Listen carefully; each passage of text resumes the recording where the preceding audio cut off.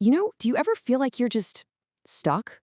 Like you're working incredibly hard, you're losing sleep, you're putting in the long hours, but when you actually look at the results, you're standing in the exact same place you started. Just really think about that feeling for a second. I mean, we've all been there, right? And honestly, what makes it even harder is looking around and seeing someone else. Maybe someone who wasn't even as smart as you in school or didn't come from money, suddenly just crushing it and reaching these crazy heights of success. And what's the very first thing that pops in our heads? We sit there and a little voice inside us says, man, they just have really good luck.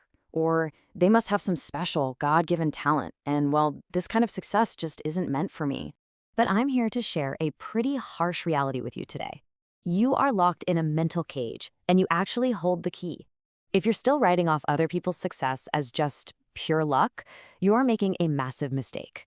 Science and psychology both tell us that absolutely no one is born a failure. You're simply trapped in this mental cage, and, well, you're choosing not to unlock it. So, in today's explainer, we're going to break down exactly how to escape. We're going to cover 1, escaping the mental cage. 2, the 2 types of mindsets. 3, a tale of 2 friends. 4, 5 steps to growth. And finally, 5, your final challenge. All right, let's dive right into this. Section 1, escaping the mental cage, the hidden software running our brains.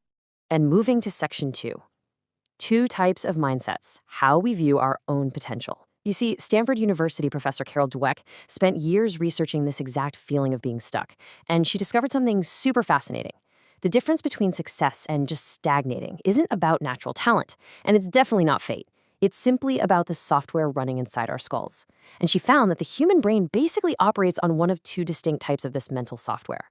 Let's break these down side by side. On the left, we've got the fixed mindset. This is the belief that intelligence, talent, and luck are just written in stone from birth. Like whatever cards they were dealt, that's all they'll ever have, and there is no changing it. Now, on the right, we have the growth mindset. And this is actually backed by neuroplasticity, which is the scientific fact that your brain literally rewires itself when you learn new things.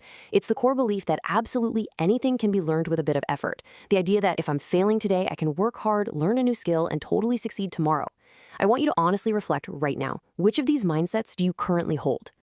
Okay, section 3, a tale of 2 friends, the ultimate real-world test.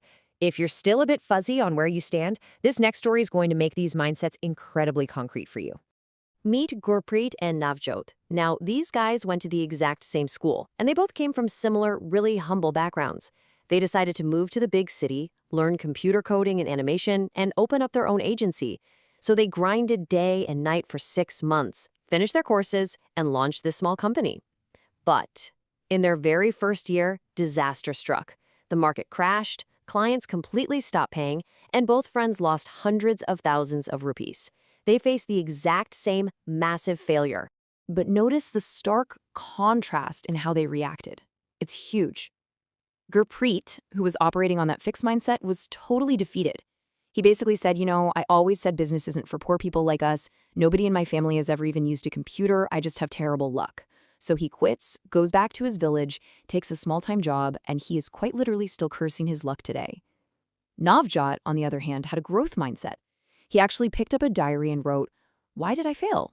Oh, because I don't know marketing. I have no idea how to talk to clients." He didn't see this failure as a full stop. Instead, he spent 2 solid years learning marketing for free from YouTube and books.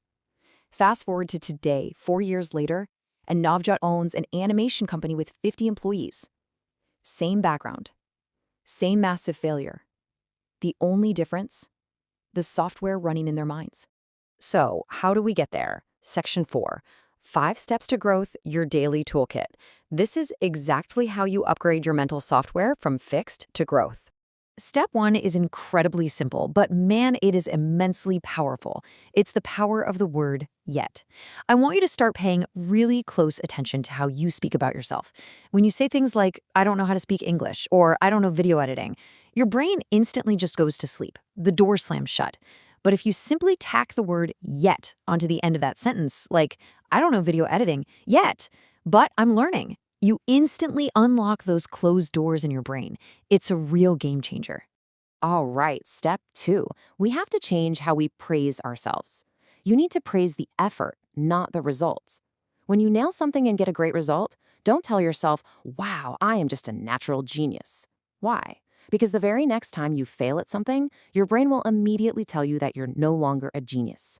Instead, try saying, I worked incredibly hard on this strategy, and that's exactly why I got a good result. Praising the effort builds up the resilience you are absolutely going to need for all the inevitable challenges ahead. Moving on to step 3, redefine the meaning of failure. Let this quote from Thomas Edison really sink in for a second. When he was creating the light bulb, he failed 10,000 times. 10,000! For someone with a fixed mindset, failing means the game is completely over. But for a growth mindset, failure is never a full stop. It's simply feedback. It's just a brand new lesson on what not to do next time. Step 4 is to fully, wholeheartedly embrace challenges. When a difficult task pops up right in front of you, do not take a step back. If your views are falling online or your business sales are dropping, don't let fear take over the steering wheel. You've got to view these difficult tasks as a level-up game in a video game. Just constantly remind yourself, the bigger the problem, the bigger the opportunity to learn and grow your skills. And step 5, well, this deals with how we view the people around us. When someone from your hometown or a relative suddenly becomes really successful, the fixed mindset immediately jumps straight to jealousy.